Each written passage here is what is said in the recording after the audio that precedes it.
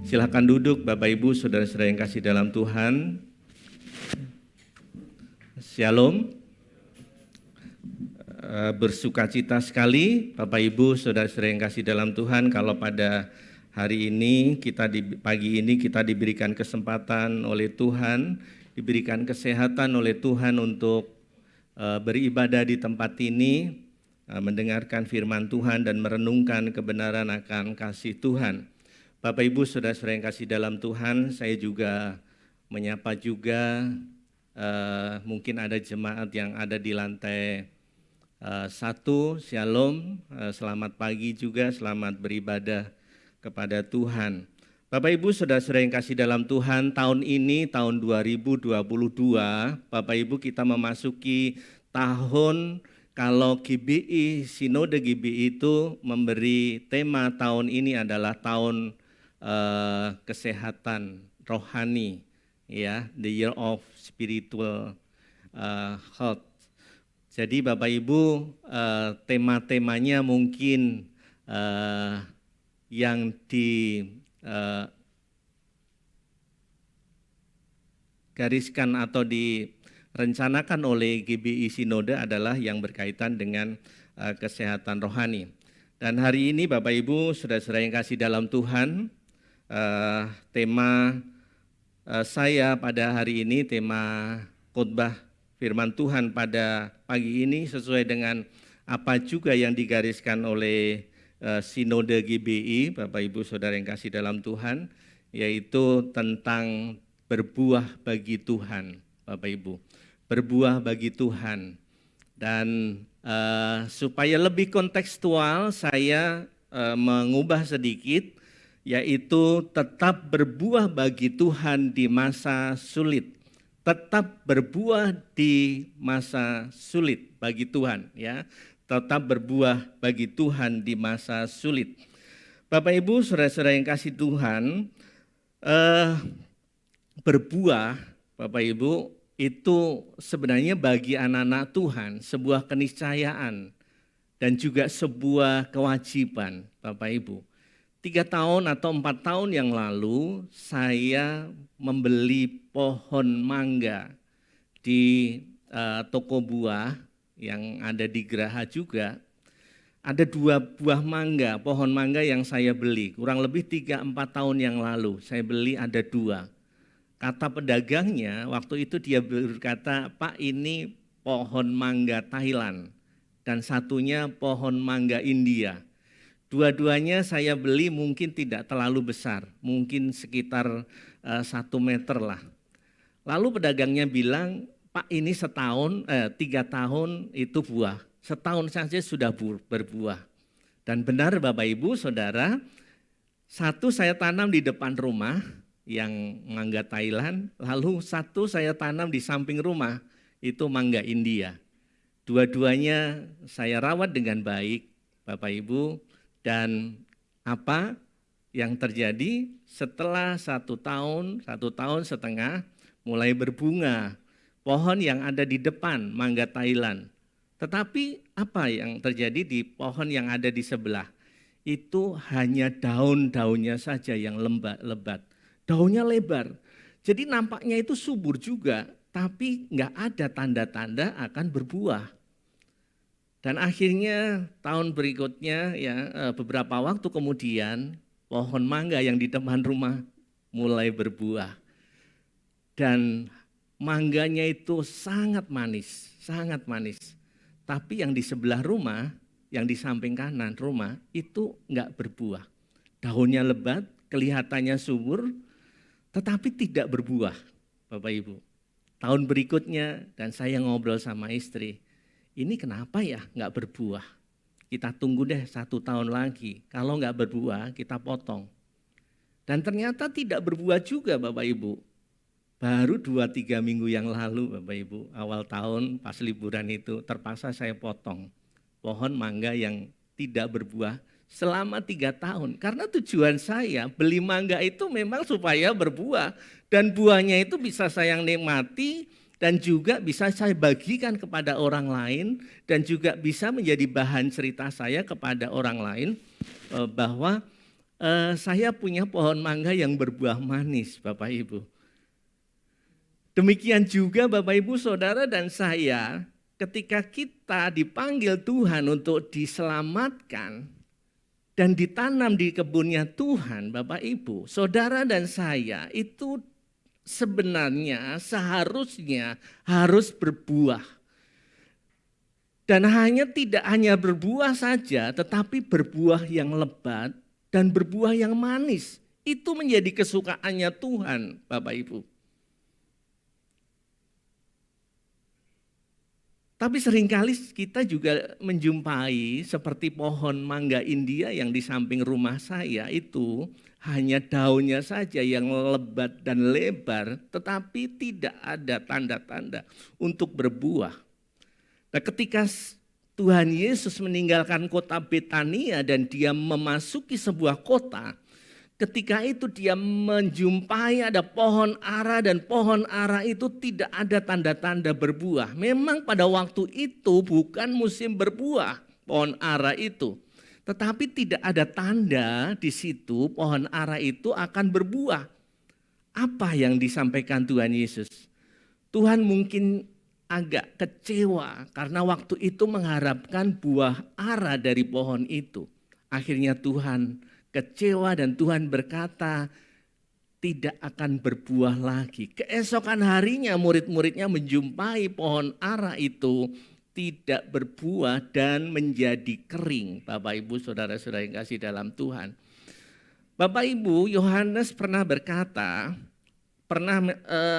menjumpai orang-orang Farisi yang juga kelihatannya orang-orang Farisi itu kehidupan beragamanya juga luar biasa.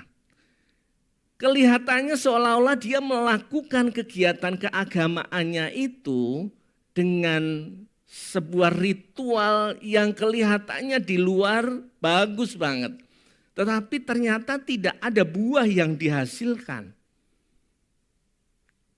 Makanya Yohanes ketika dia berjumpa dengan orang-orang Farisi itu dia berkata, Bapak Ibu Saudara, dia kata, kapak sudah tersedia pada pohon dan setiap pohon yang tidak menghasilkan buah yang apa? Buah yang baik akan ditebang dan dibuang ke dalam api. Demikian juga Bapak Ibu Saudara dan saya ketika kita tidak menghasilkan buah yang manis, buah yang baik, Bapak Ibu, kita dibuang. Ya. Tuhan Yesus pernah menyampaikan sebuah perumpamaan kepada murid-muridnya. Dan ketika dia menjumpai ada Bapak Ibu sebuah perumpamaan, kemudian ada tukang kebun yang kemudian dipercaya untuk merawat pohon itu. Di dalam Lukas pasal 13 ayat 7 nanti Bapak Ibu bisa baca. Tuhan Yesus menyampaikan perumpamaan ini dan katanya begini. Lalu ia berkata kepada pengurus kebun anggur itu, sudah 3 tahun aku datang mencari buah pada pohon ara ini dan aku tidak menemukan. Tebanglah pohon ini, untuk apa? Ia hidup percuma di tanah ini. Saya ulangi, ia hidup di tanah ini dengan percuma. Bapak Ibu. Jadi sia-sia saja ketika kita mengikut Tuhan tetapi kita tidak menghasilkan buah yang bagus, yang matang, yang manis. Buah itu berbicara tentang value, tentang nilai, tentang impact. Dalam bahasa Yunaninya itu berasal dari kata karpos, Bapak Ibu. Dan dampak itu bisa dinikmati oleh orang-orang lain. Bapak Ibu, Rasul Paulus dalam situasi yang sangat terjepit. Paulus setelah mengikut Tuhan Yesus, kondisinya bukan menjadi semakin baik secara manusia, secara lahiriah. Paulus itu keadaannya semakin menghadapi penderitaan sengsara yang sebenarnya bagi manusia biasa, Bapak Ibu, itu mungkin akan angkat tangan, Bapak Ibu. Kenapa? Paulus mengalami penderitaan yang luar biasa. Paulus itu mengalami kapal karam, mengalami didera, dipenjara, diejek, difitnah. Bapak Ibu, kalau Bapak Ibu lihat di 2 Korintus pasal 11 ayat yang ke 23, Bapak Ibu, dia disesah. 5 kali aku disesah orang Yahudi. Bapak Ibu, justru setelah Paulus berjumpa dengan Tuhan Yesus pada waktu perjalanan di Damsyik, Paulus justru masuk pada masa yang sengsara, Bapak Ibu. Masa yang sulit bagi dia. Tetapi masa yang sulit itu membuat Paulus justru menghasilkan buah yang manis. Dampak yang luar biasa yang sampai hari ini kita rasakan pelayanan Paulus dalam kehidupan saudara dan saya, Bapak Ibu.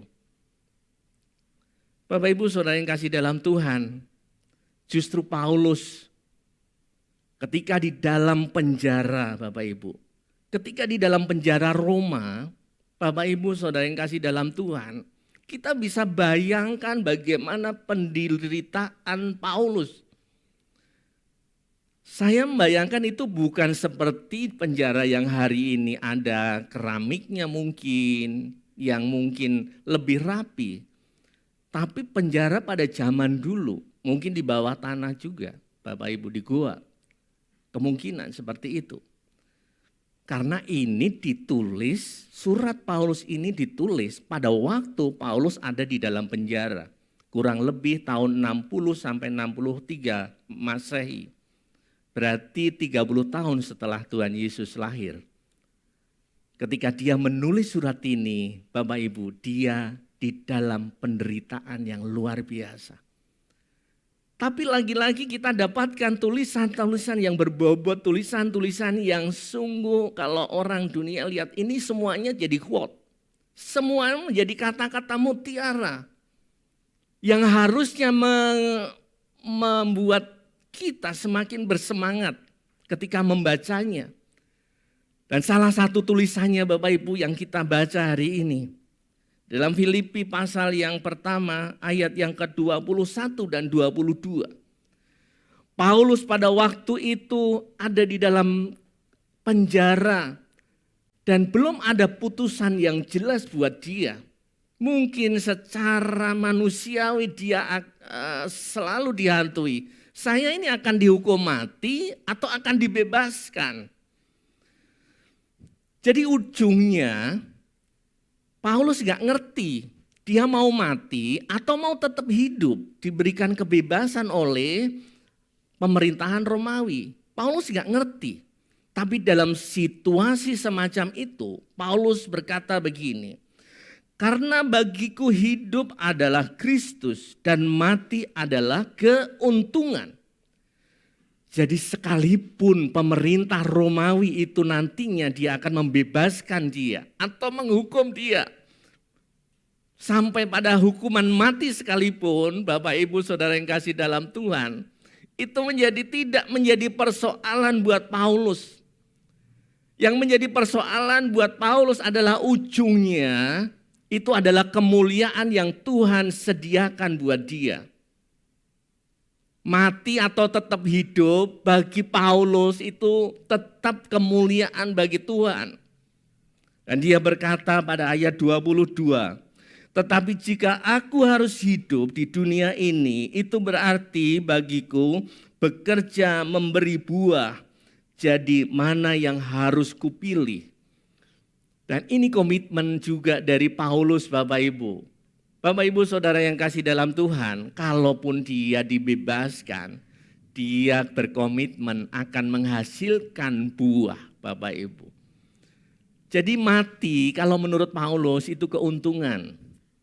Tapi kalau hidup itu lebih baik. Untuk apa? Untuk jemaat yang ada di Filipi, yang ada di Kolose, dan jemaat-jemaat yang lain perintisan Paulus, Bapak Ibu.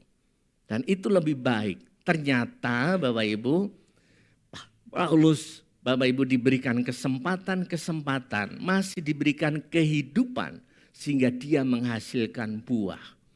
Di masa sulit seperti apapun Bapak Ibu Saudara yang kasih dalam Tuhan,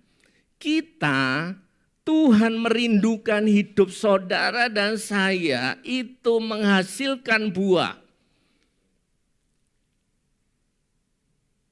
Bapak Ibu Saudara yang kasih dalam Tuhan, mungkin hari ini saudara kelihatan segar-segar saja.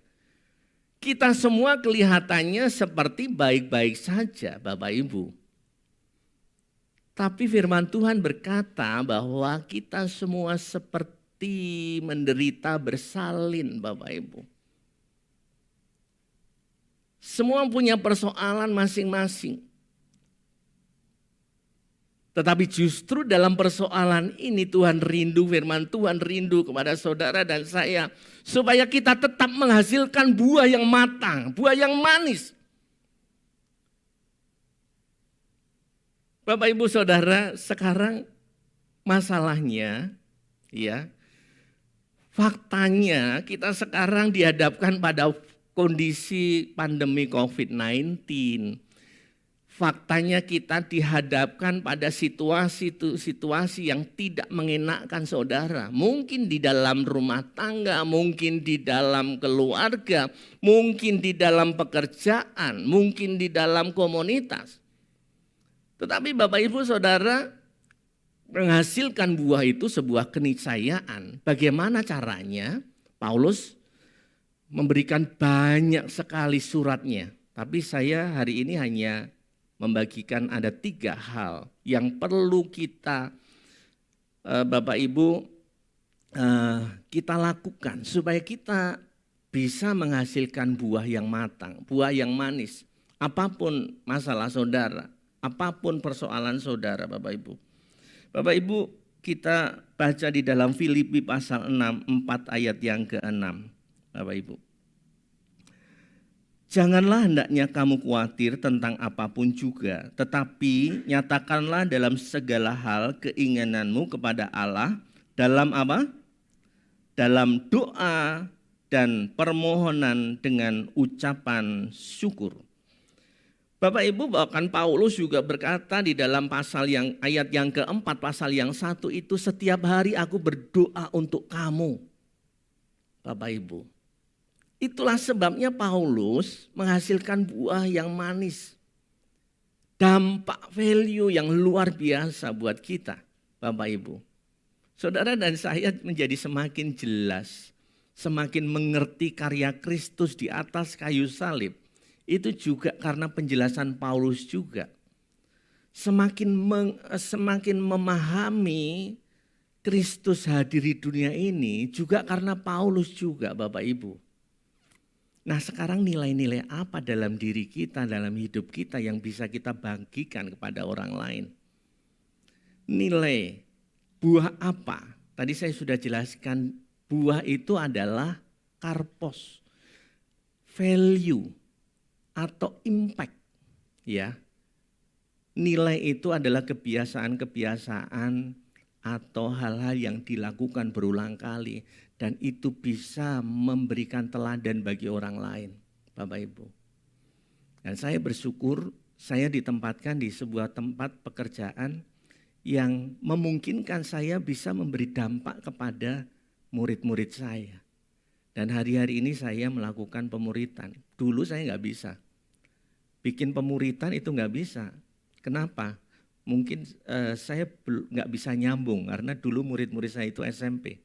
Sekarang murid-murid saya lebih dewasa, remaja, SMK.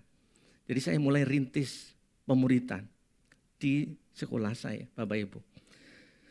Jadi Bapak Ibu, di dalam penderitaan saudara, di dalam persoalan saudara, saya nggak tahu masalah apa.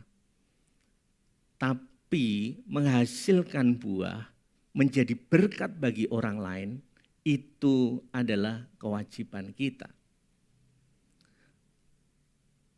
Ada tokoh Alkitab yang bernama Ayub.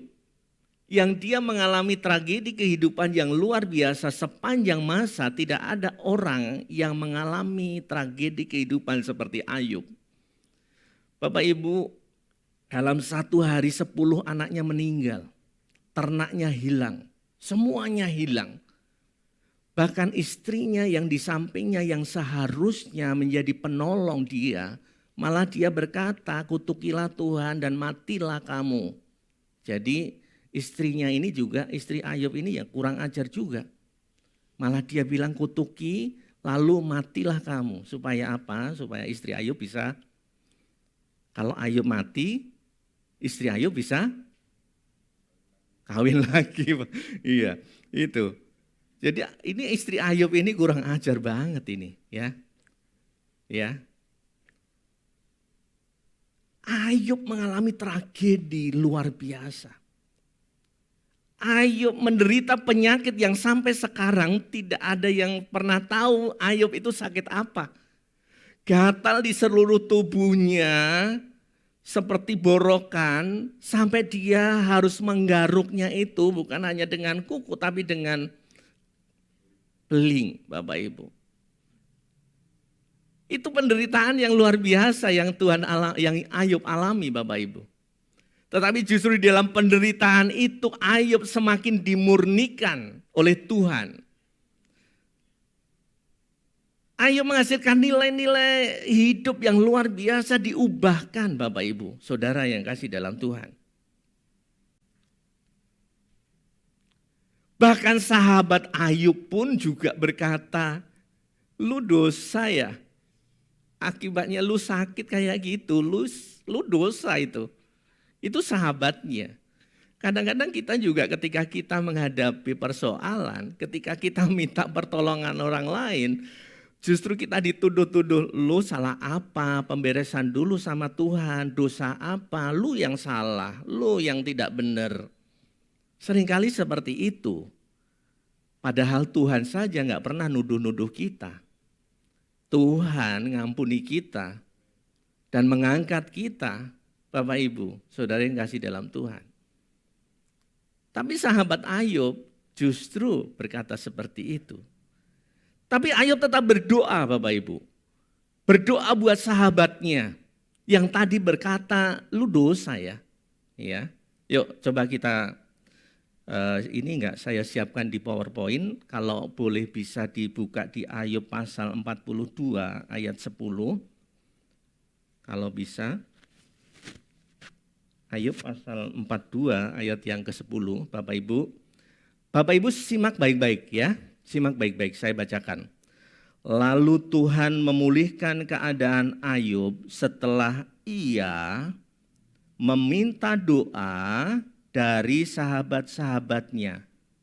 Benar Bapak Ibu? Saya ulangi ya.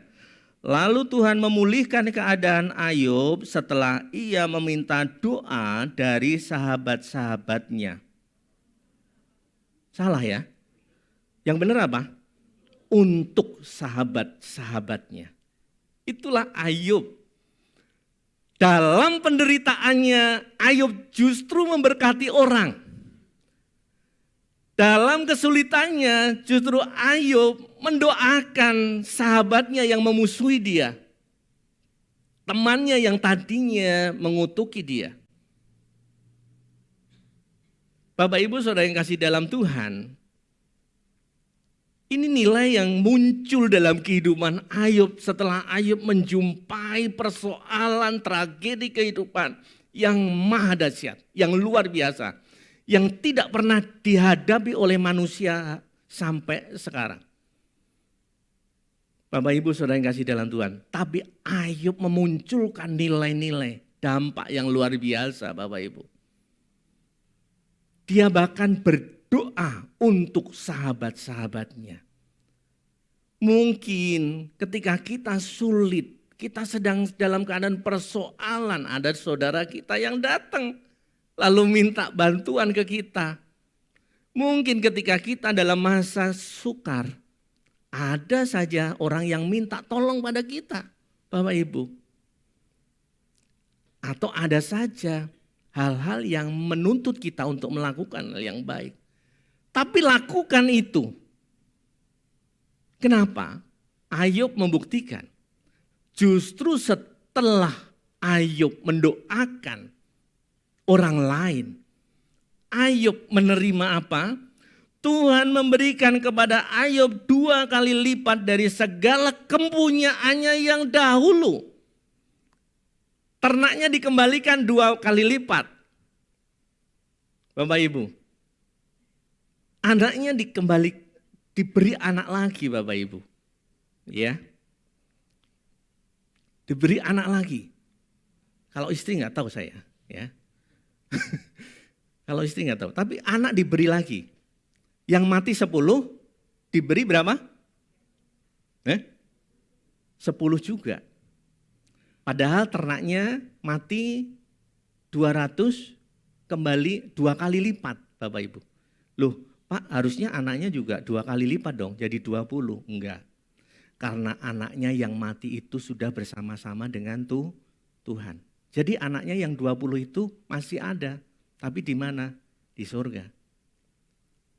Bapak Ibu. Jadi saat di dalam penderitaan, Ayub tetap berdoa. Pahlawan itu muncul ketika ada peperangan. Emas itu murni ketika dia dipanaskan di dapur api. Daniel muncul imannya, pertolongan dan mukjizat Tuhan itu ada ketika dia di dapur di gua singa. Iya, di gua singa.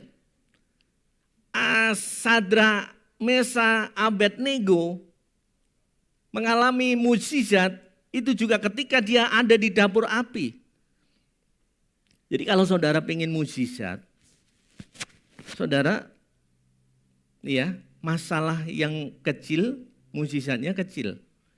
Masalah besar mukjizatnya juga besar juga, ya. Ayub ternyata besar mukjizatnya. Bapak Ibu, sampai Ayub berkata, ya, Bapak Ibu, nanti kita lanjutkan, kita ini ya, karena waktu. Bapak Ibu yang berikutnya, yang pertama berdoa, tetap berdoa dan menjadi berkat bagi orang lain.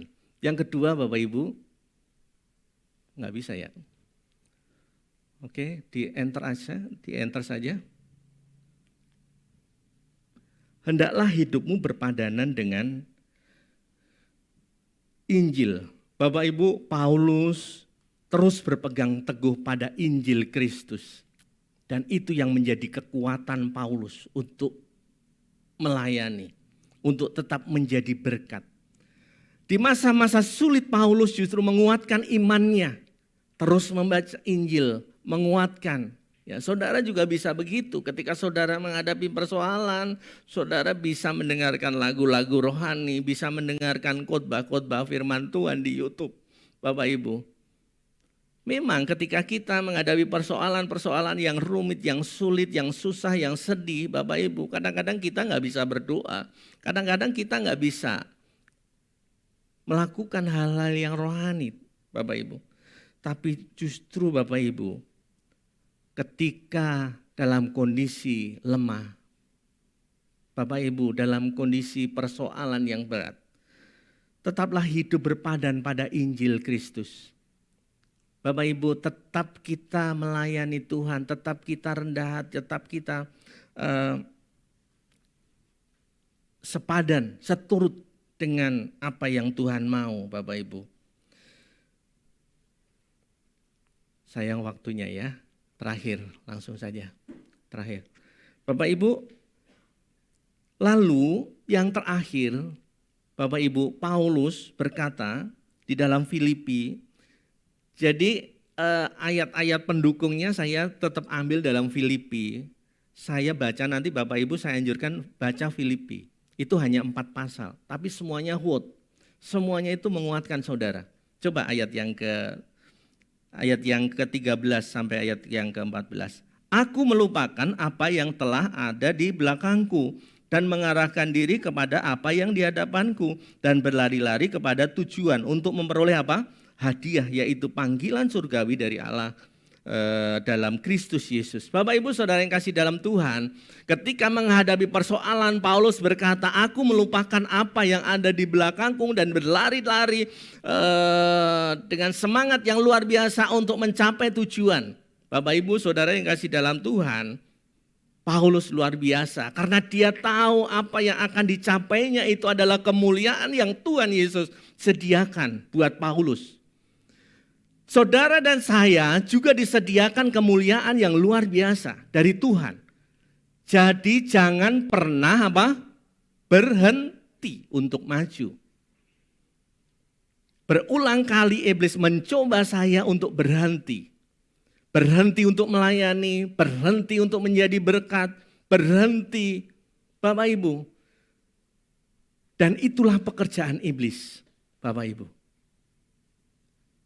Iblis pengen selalu mengingatkan kita pada masa-masa lalu kita.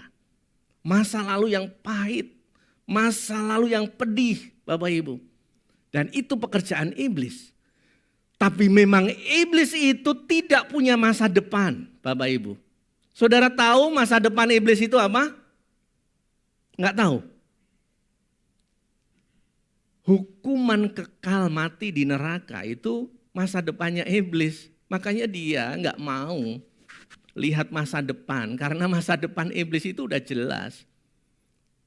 Lucifer dan antek-anteknya itu semuanya akan dihukum. Makanya iblis gak seneng. Selalu pengen balik ke masa lalu. Balik ke masa lalu. Dan juga pengen saudara juga balik juga ke masa lalu.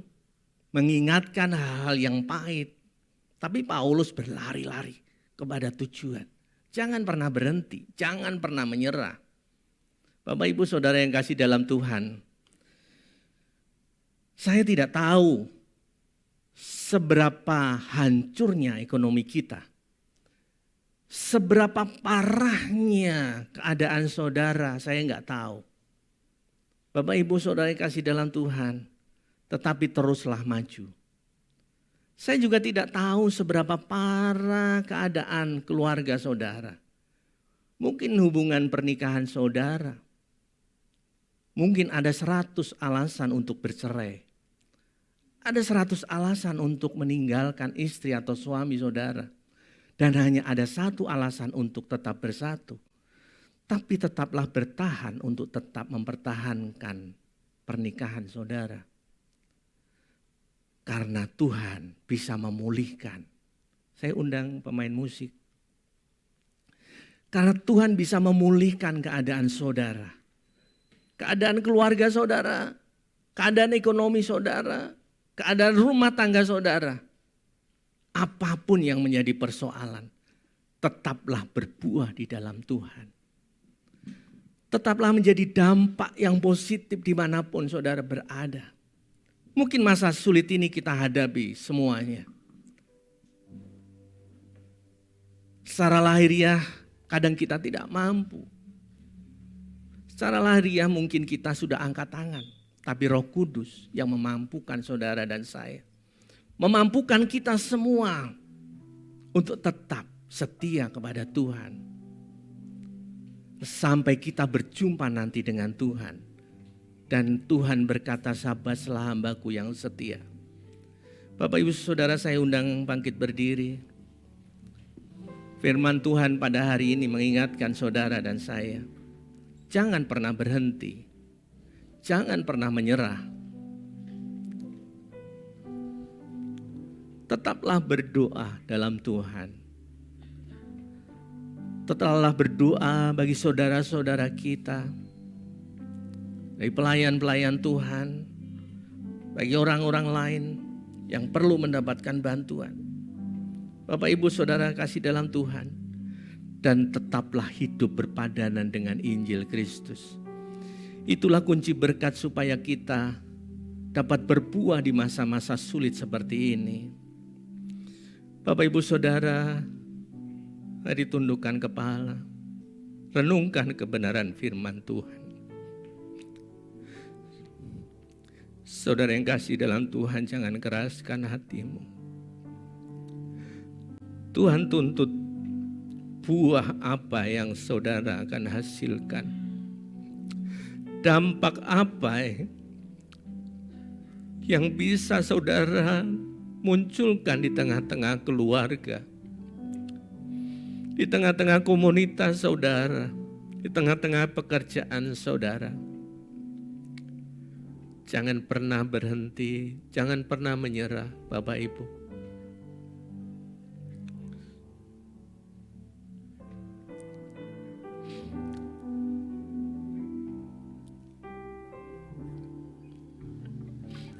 Dalam segala Perkara, haleluya.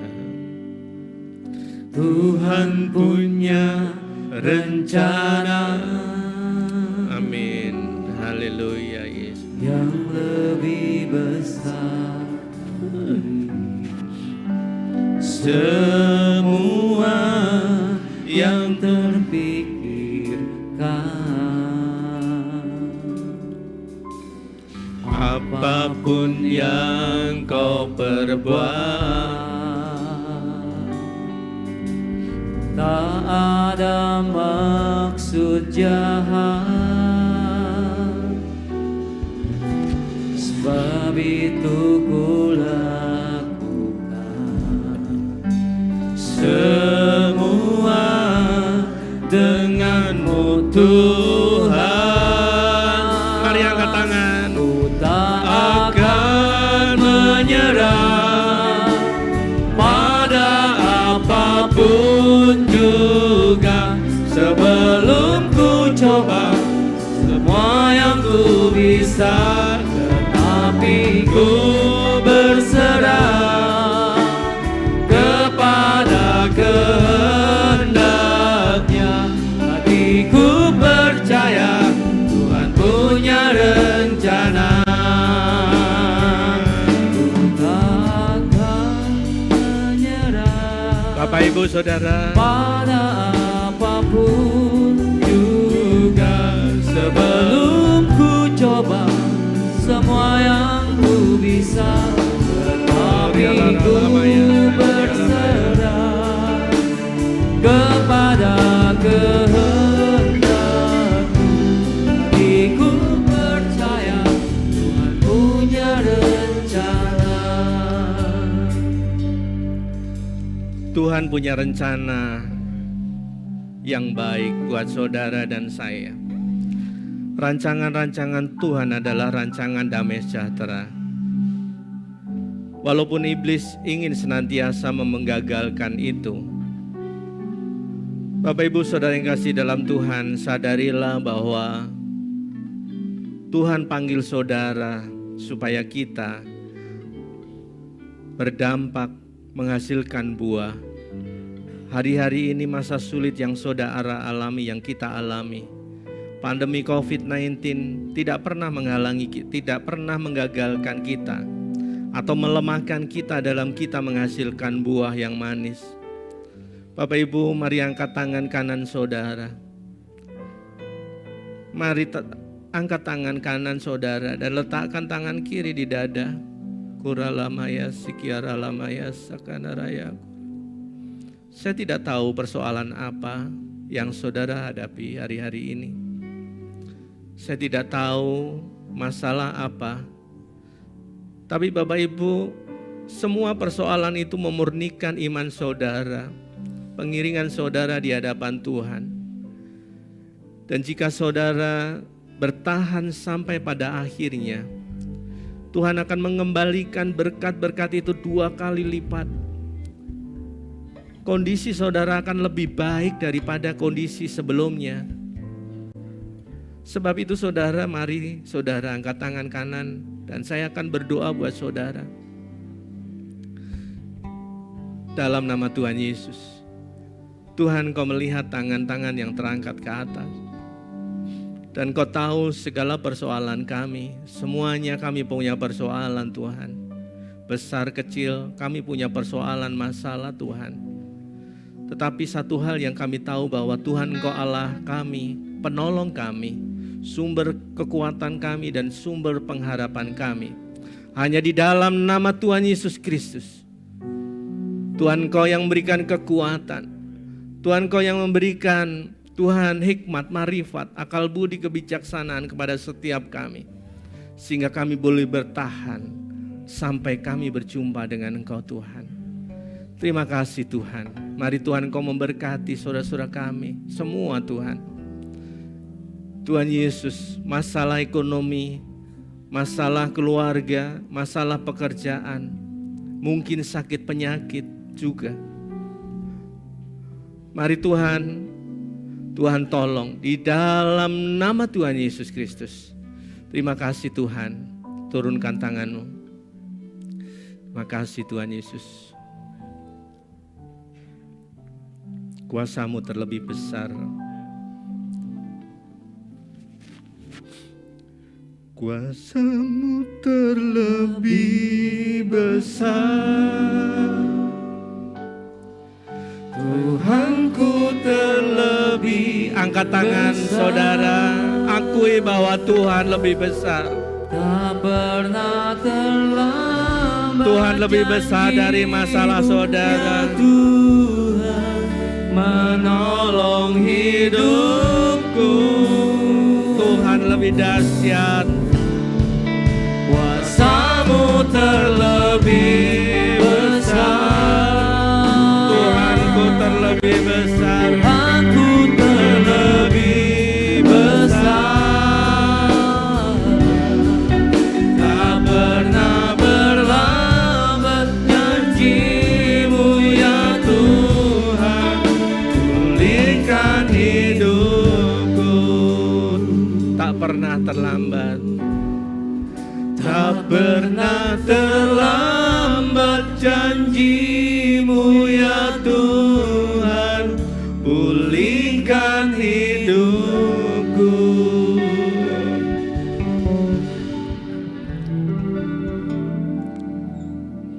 Kehadiran-Mu di tengah-tengah kami itu cukup bagi kami. Dan kami diberkati oleh kehadiran-Mu Tuhan. Roh Kudus yang memberikan kekuatan, memberikan pertolongan, memberikan hikmat, memberikan marifat kepada kami. Untuk mengatasi segala persoalan-persoalan yang kami hadapi hari-hari ini Tuhan. Dan kami boleh menghasilkan buah yang manis. Hidup kami tetap berdampak Tuhan dimanapun kami berada. Hidup kami tetap menjadi berkat dimanapun kami berada Tuhan. Kami menyerahkan semuanya di dalam tangan kuasa-Mu. Terima kasih Tuhan. Mari Tuhan, jadikan rema dalam hidup kami. Firman-Mu itu terus mengerjakan hidup kami. Sehingga hidup kami sepadan dengan kebenaran firman-Mu Tuhan. Terima kasih Bapa.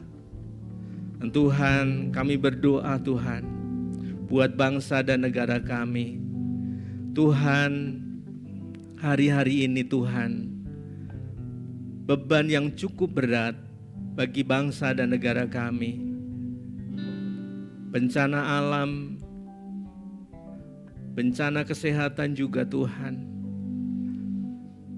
Juga Tuhan, masalah-masalah politik yang begitu Tuhan mendekati pilpres, pilkada.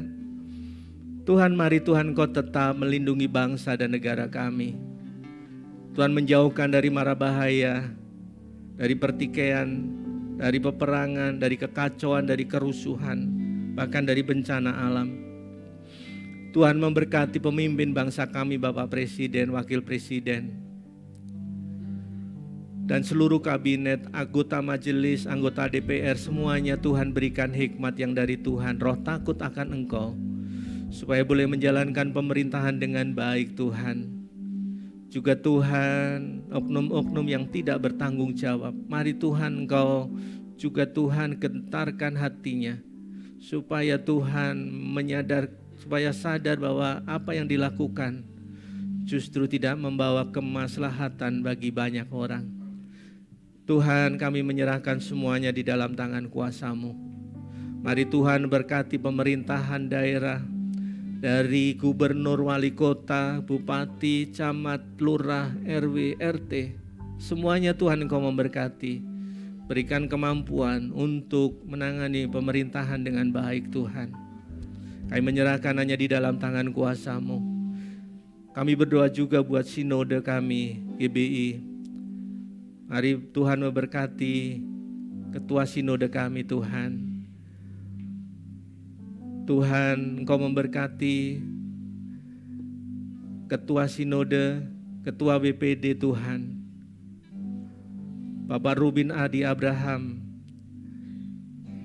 kami serahkan di dalam tangan kuasa-Mu. Mari Tuhan berikan hikmat juga Tuhan. Kami berdoa juga Tuhan buat gembala kami di tempat ini. Tuhan yang sudah pilih biji mata Tuhan menjadi kesayangan Tuhan. Mari Tuhan Engkau terus memberkati dengan pewahyuan-pewahyuan yang baru. Supaya kami diberkati oleh pemberitaan firman-Mu, oleh kuasa-kuasa yang menyertai hamba-Mu Tuhan. Kami menyerahkan Bapak Pendeta Hengki Manuel beserta keluarga, istri, anak, cucu, menantu. Mari Tuhan Engkau bawa kepada rencana-Mu yang indah dan ajaib Tuhan. Terima kasih seluruh staf gembala, kiranya Tuhan juga memberkati. Berkati semuanya Tuhan. Tuhan berkati juga Tuhan lingkungan kami. Mari Tuhan Engkau memberkati juga anak-anak kami yang hari-hari ini sedang mendapatkan vaksin COVID-19 Tuhan. Mari Tuhan Engkau berkati semuanya Tuhan. Terpujilah nama-Mu Tuhan. Berkati semua yang hadir pada hari ini Tuhan. Saudara-saudara yang kasih dalam Tuhan, angkat kedua tangan-Mu. Berharaplah kepada Tuhan. Jemaat yang dikasihi oleh Tuhan, arahkan hatimu kepada Tuhan dan terimalah berkat dari Tuhan. Kuatkan dan teguhkan hatimu dan bertindaklah hati-hati. Janganlah menyimpang ke kanan dan ke kiri sesuai firman Tuhan, supaya engkau beruntung kemanapun engkau pergi. Janganlah kecut dan tawar hati, sebab Tuhan Allah menyertai engkau kemanapun engkau pergi. Kasih karunia dari Allah Bapa di sorga, damai sejahtera dan anugerah dari Tuhan kita Yesus Kristus, serta persekutuan Roh Kudus menyertai saudara semua hingga Maranatha, Tuhan Yesus datang kedua kali. Mari semua yang percaya kita katakan amin. Silakan duduk, Tuhan Yesus memberkati.